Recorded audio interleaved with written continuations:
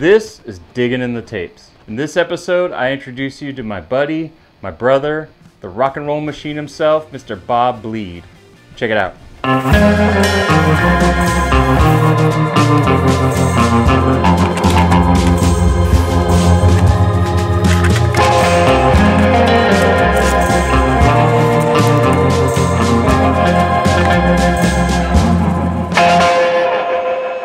In 2003, when I was looking for stories for the first episode of Mad Fabricators, I remember reading a CK Deluxe magazine that featured this great story about how this young guy in Wisconsin had taken his dad's hot rod and totally redid it. Then, when I was on the ham, that same guy started posting. I thought it was the coolest story ever, and I knew I had to go out to Wisconsin to meet and shoot this guy's story. We talked a bunch on the ham, but after I met him, we became brothers for life. As time went on, Bob would call me back to Wisconsin with great ideas to shoot some tech videos at his shop, as well as amazing survivor cars and car shows around the Midwest. Without Bob, Mad Fabricator Society would not be what it became. His partnership made these videos unique and brought sort of a vibe that most viewers could relate to, hanging with their good buddies, screwing around, having fun, causing a ruckus. We found the internet, we found the ham, and we found all these like-minded guys. And the ham was so exciting. It was kind of like, it was information, but it was a bunch of guys that were just ranking on each other and having fun. You know, it was like, it was kind of like social media before there was social media. So the whole thing became like, well, I'm out in my hot rod, what can I do to make people laugh on the ham or post a picture or do something? And this dude, Sam, posted a video on the ham of him doing a donut in his little Model T. And it was the coolest thing I had ever seen in my life. I couldn't believe it. So cool. I'm watching this video of this guy in California doing donuts in his car. And then I was like, wait a minute, I wonder if my car would do a donut. So I was here and I worked late back in those days. I got in the Roadster. I had just done some stuff to it. I changed some things around. I had to like test it, and my parking lot across the street is where I test stuff. So I went over there. It's like 2 in the morning, and I'm like, I'm gonna see if my car can do a donut. I'd never done a donut before. So I came back to the shop, and I'm like shaking, like literally like, oh my God, that was crazy. And my dad he lived up the road at the time. He's driving, he's a night owl too, driving by, he pulls in because he sees I'm here. I'm like, Dad, you gotta come with me across the street. So we go across the street and do donuts. I wrote the story and put it on the ham the next day. And then all of a sudden, I get messages from this guy from California, and he's like, yeah, I'm doing this video, I'm doing a video series, and it's gonna be like skateboard videos. I want you to be in it, and I'm flying there. And I'm like, what? And this is like when reality TV was kind of a big deal, like Jesse James and the Orange County Choppers and all that stuff was like ruling the TV. And so I kept, and it was several months went by before he came. I don't even know if this guy is legit. All of a sudden, it's the day, I'm running late. I have to get this guy at the airport. I don't know what he looks like or who he is. I'm like, is he gonna be some weird dorky guy? I have no idea. I show up and there he is, he's waiting. And he's like, dude, you're like 2 hours late. And I'm like, well, it just happened, like, sorry. So he got in, I had this car. We were immediately like old friends. We got in, start driving. I'm like trying to be all cool. I'm like, here's Mr. California guy. He's seen every hot rod ever. And I remember getting on the freeway and I had just topped off my radiator and my radiator like was leveling itself. So we've got sprayed with antifreeze. So here we are in Milwaukee and we're just drenched in antifreeze and we're driving in this Roadster and we're just laughing. And that's when the Mad Fabricator Society started. We have started this bond of making these videos, just having fun. And to me, those videos are the true essence of hot rodding, what we did. We weren't trying to do anything to change the world. We were just having fun with cars. And it really, really registered with a lot of people. Like, he sold a lot of those DVDs to people around the world. And if it wasn't for that, I would have never had the opportunity to move to Austin. I would have never had the opportunity to build most of the cars that I've built. The whole thing revolves around me doing donuts at 2:30 in the morning and Piero seeing it and thinking that that's cool. So I don't know where we all went wrong, but this is how we are. So really, if it wasn't for that time, him coming here, being like realizing he can travel and film things, he might not be doing these videos of all of our friends. So the Mad Fabricator Society, it all comes full circle, and it is a true brotherhood of hot rodding, of building stuff, of fabricating, of making the world a smaller place, and trying to get all of our friends to have a hot rod. And that's really all it is. So I fly out to Wisconsin, Bob picks me up late, and he tells me we're gonna stop off at the Cheaters Car Club clubhouse and check out some of their cars.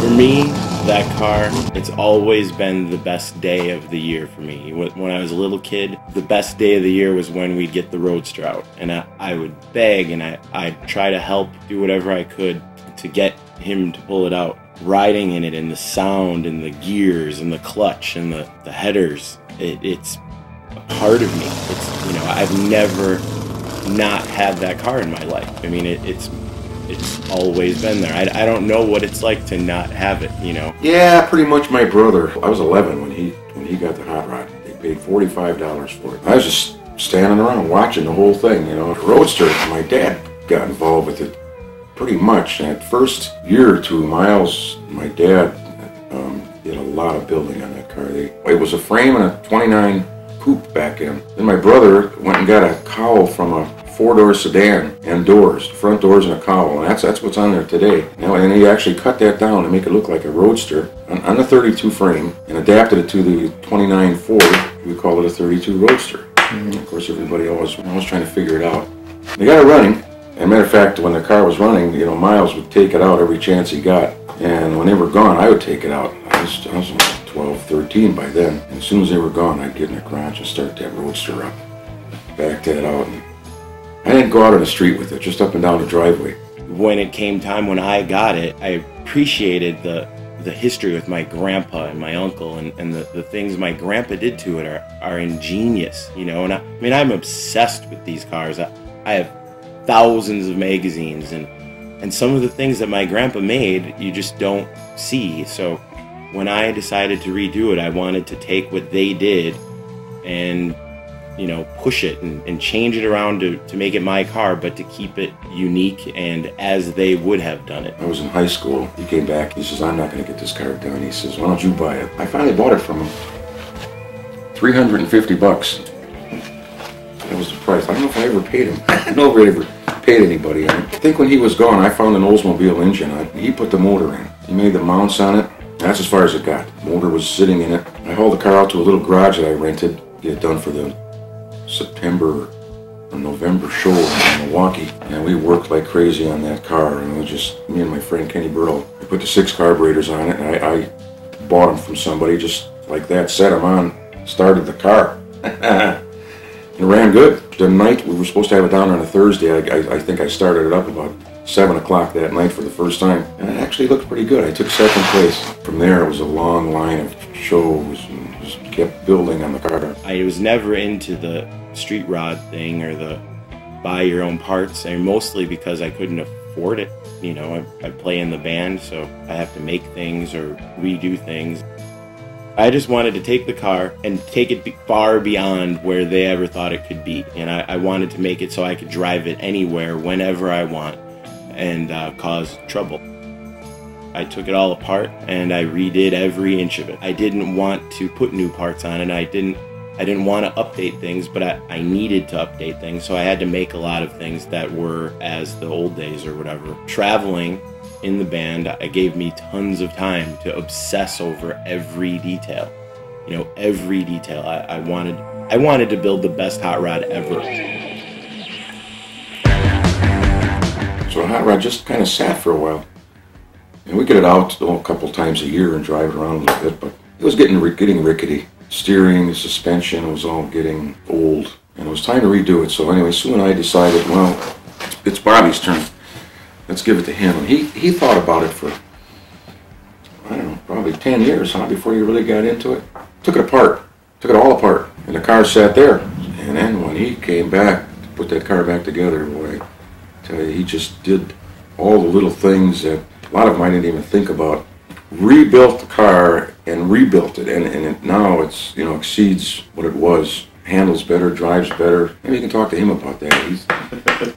When I got the car, all the paint was checked, all the chrome was shot, and there was literally rust holes in it. And it had a 307 Chevy in it. The motor that was in it, my dad sold to a Corvette restorer because it was a Corvette motor, so he just put another motor in it just so it would run.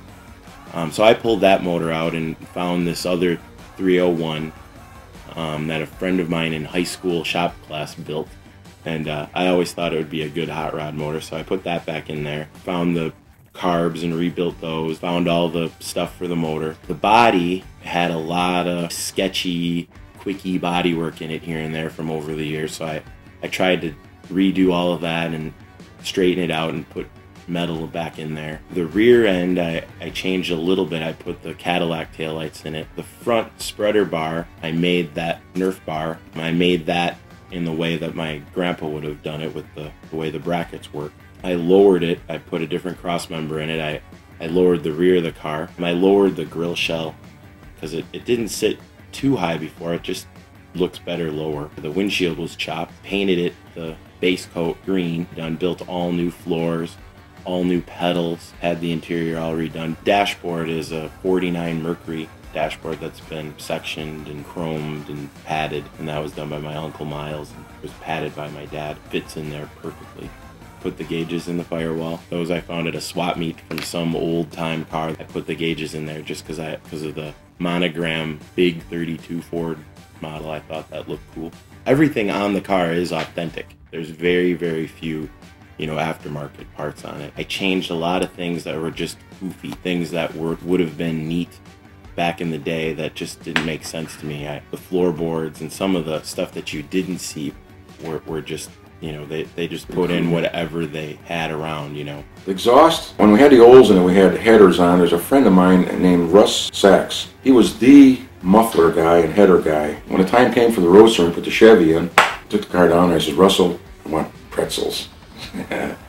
We want some real headers. And they're all tuned too. They were all the same length pipe. So those pipes are actually 35 years old, yeah. So they held up pretty well. And I guess that's pretty much how it sits now. There was a thing, I remember them talking a lot about balance. Balance, I heard that all the time. It's got to look right, it's got to sit right. Had to look. Had to look then, has to look now.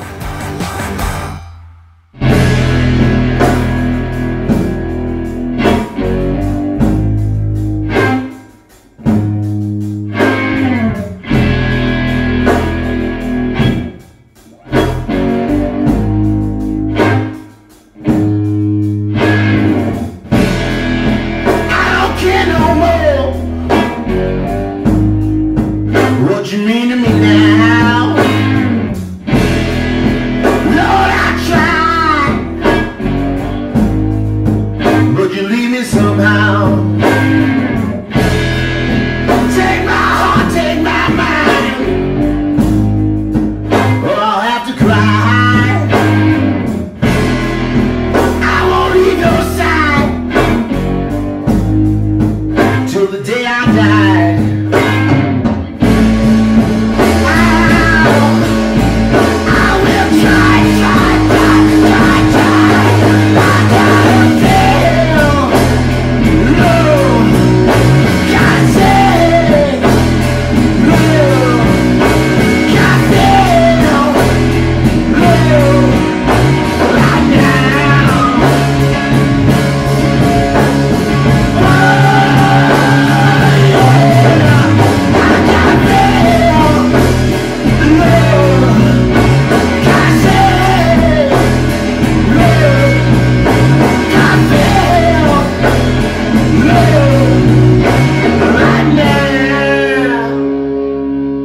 So if you're digging this series or any other series on the channel, make sure to like, subscribe, comment what you think of Digging in the Tapes or your favorite old Mad Fabricators content. We'd love to hear from you.